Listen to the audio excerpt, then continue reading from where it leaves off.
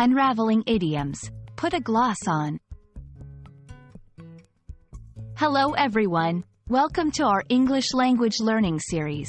Today, we're going to explore the fascinating phrase, put a gloss on.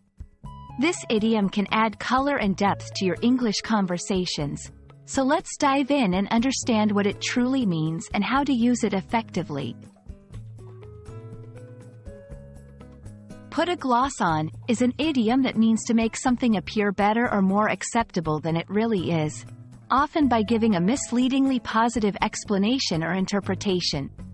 It's like applying a coat of glossy paint to make something look new and shiny, even if it's old or damaged underneath. The phrase can be used in various contexts, from personal conversations to political speeches. This phrase has interesting origins. The word gloss originally comes from a Greek word meaning tongue or language, and later began to mean explanation or interpretation.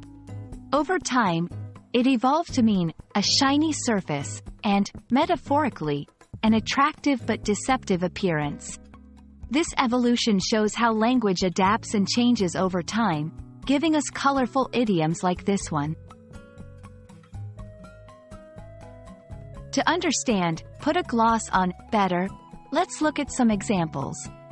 In everyday conversation, he tried to put a gloss on the situation by saying it was a learning experience, but we all knew the project was a failure.